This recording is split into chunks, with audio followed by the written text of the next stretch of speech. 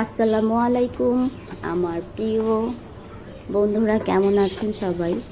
আলহামদুলিল্লাহ, আমিও আগের থেকে খুব ভালো আছি। তো আজকে আমি রান্না করব পাবদা মাছ। তো পাবদা মাছের রেসিপিটা নিয়ে চলে এসেছি। তো বন্ধুরা, এখানে আমি 4 পিস পাবদা মাছ নিয়ে নিয়েছি। আর পাবদা মাছগুলো কিন্তু খুবই সুন্দর, বড় বড় পাবদা মাছ। মোবাইলে কিন্তু ততটা তেমন বোঝা যাচ্ছে না, বাট ভালোই বড় আছে পাবদা মাছগুলো। তো মাছগুলোর পেটে ডিম হয়েছে, খুব সুন্দর ডিম হয়েছে। কিন্তু পাবদা মাছের ডিম খেতে মজা না। পাবদা মাছের ডিমগুলো এত শক্ত, রাবার রাবার মনে হয়, মানে সফটনেস নেই। যে ডিম মুখে দিলে যে অন্যান্য মাছের ডিমগুলো মুখে দিলে যেরকম সফটনেস হয়ে আসে, কিন্তু এটা তা না। এটা কেমন যেন একটা শক্ত রাবার রাবার। এই যে দেখেন, প্রত্যেকটা মাছের ভিতর খুব সুন্দর ডিম হয়েছে। তো কিন্তু ডিমগুলো খেতে ভালো লাগে না, তবে মাছটা খুবই মজার। তো প্রথমে আমি ভালো করে ধুয়ে লবণ, হলুদ, মরিচ দিয়ে মাছগুলোকে খুব সুন্দর করে মেখে নিয়েছি। তো মেখে কিছুক্ষণ রেখে দিয়েছি। তো তারপর আমি ভাজতে চলে এসেছি। তো আমার এই কড়াইটাতে মাছ ভাজলে মাছ কিন্তু খুব সুন্দর উল্টে, কারণ অনেক পুরনো কড়াই।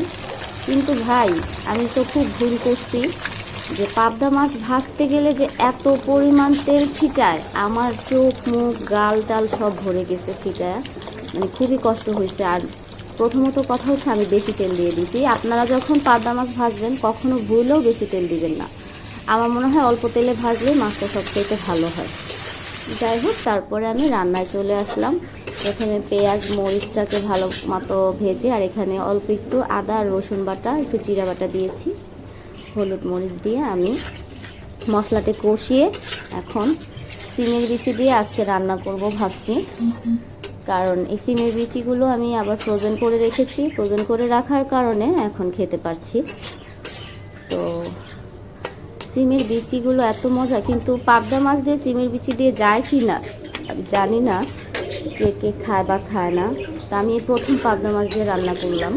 ভালোই লেগেছে, তেমন একটা খারাপ লাগে নাই। কিন্তু আমার হাজবেন্ড বলতেছে পাবদা মাছ দিয়ে না রানলেই হতো, সিমের বিচি দিয়ে অন্যান্য মাছ দিয়ে বেশি ভালো লাগে। যাই হোক, তারপরে যে বিচিগুলোকে আমি খুব সুন্দর করে আগে ভালো করে কষিয়ে নিয়েছি। কষিয়ে নেওয়ার পরে একটা টমেটো স্লাইস করে চিকন চিকন করে কেটে দিয়েছি। তারপরে কাঁচামরিচ দিয়ে দিলাম। তো ভালোভাবে যখন এটা ফুটে উঠবে, পানি দিয়ে দিয়েছি, ঝোল দিয়ে দিয়েছি। ভালোভাবে বলক আসার পরে আমি মাছগুলো দিয়ে দিব।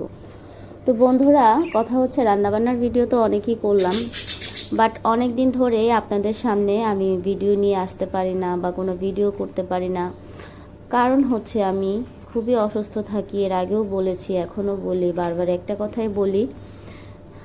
আর এই তো দেখতেই পাচ্ছেন, রান্নার লাস্ট মোমেন্টের দিকে আমি কচি আম দিয়ে দিয়েছি। একটু টকটক লাগে, ভালো লেগেছে খাওয়ার সময় আমগুলো যখন মুখে পড়ে। রান্নাটা আমার কমপ্লিটলি হয়েই গিয়েছে। রান্নাটা মাশাআল্লাহ খুবই মজা হয়েছে বন্ধুরা। তো তার ফাঁকে ফাঁকেই বলি আর কি, যে ইদানিং আমি এত পরিমাণ অসুস্থ থাকি বন্ধুরা। মানে ঈদের পরে আমার সবচাইতে অসুস্থতা বেড়ে উঠে। মানে সব সময় ভালো থাকি, পুরো রোজার মাস ভালো থাকি, ঈদের দিনটা মাত্র যায়। তো ঈদের দিনটা যাওয়ার পরপরই কেন জানি কিছু না কিছু একটা আমার হবেই। আমি খুব পরিমাণে অসুস্থ হয়ে যাই। এখন আমি এত টেস্ট করছি, আলহামদুলিল্লাহ সব রিপোর্টই ভালো। এখন আমাকে খুবই গভীরভাবে ব্ল্যাক ম্যাজিক করা হচ্ছে। জানি না, আল্লাহ আপনি আমাকে শেফা দান করেন। আমি আল্লাহর উপর নির্ভরশীল। হে আল্লাহ, আল্লাহর কাছে একটা কথাই বলি বারবার, আল্লাহ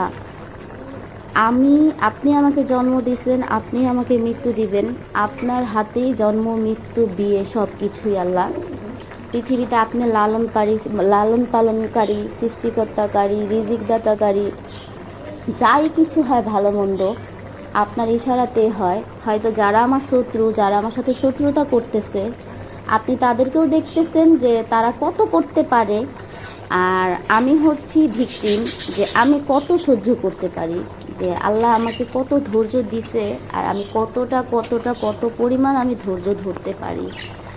শত্রুরা আমার পিছনে শত্রুতামি করবে, বা আমি সাময়িক অসুস্থ হব, আল্লাহ আমাকে ঠিকই উদ্ধার করবে। যে আল্লাহ এই ব্যক্তিটাকে কতটা কষ্ট দিলে এই ব্যক্তির কত ধৈর্যশীল হতে পারে। তো তো আল্লাহ বলছে যে ধৈর্যের পরীক্ষা নাকি অনেক, ধৈর্যের ফল অনেক মিষ্টি, যত ধৈর্য ধরবো তত ফল মিষ্টি হবে। এটাই হচ্ছে আমি আল্লাহর উপর বিশ্বাস করি। তো আল্লাহকে বলবো, আল্লাহ যারা এই ব্ল্যাক ম্যাজিক কুফুরিকারী খারাপ কিছু করে তাদেরকে এই দুনিয়ার জমিনে আপনি এত পরিমাণ মানে কষ্ট দিবেন, এত নালত দিবেন আল্লাহ আপনি, সেটা 10 জনে যাতে দেখে। আল্লাহর কাছে শুধু আমি এটাই বলবো, আল্লাহ আমার সুখ যারা সহ্য করতে পারে না, আমার ভালো থাকা যারা সহ্য করতে পারে না, আমার ফ্যামিলিতে, আমার সংসারে আমার হাসি খুশি থাকার দেখতে পছন্দ করে না, তাদের নালত আল্লাহর পক্ষ থেকে একভাবে না একভাবে কোনো একদিন আসবেই আসবে, এটাই আমি বিশ্বাস করি। তো যাই হোক বন্ধুরা, মনের কথাগুলো বলতে হয় অনেক সময়, তাহলে মনটা হালকা হয়, এই আর কি।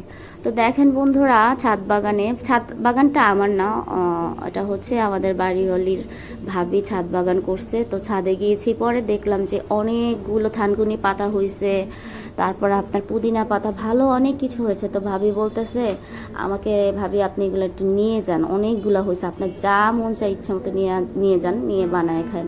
তো এই থানকুনি পাতাগুলো দেখতে আমার খুবই ভালো লাগছে, আমি নিয়ে এসেছি, কিন্তু খেতে না এগুলো তেমন একটা মজা না, মানে কেমন যেন একটু শক্ত শক্ত আর তিতে তিতে লাগছে। অন্যান্য সময় থানকুনি পাতা এনে যখন বাজার থেকে কিনে এনে খাই খুবই ভালো লাগে। তো আমার হাজব্যান্ডও পছন্দ করে, একদিন খাওয়াইছিল আমার আম্মু ওকে বানায়া, তো খুব পছন্দ করছে।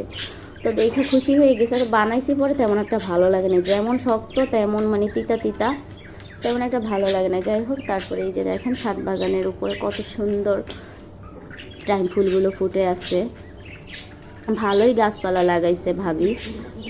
আম গাছ, এখানে আম ধরে আছে গাছে, বেগুন গাছ, অনেক গাছই লাগিয়েছে।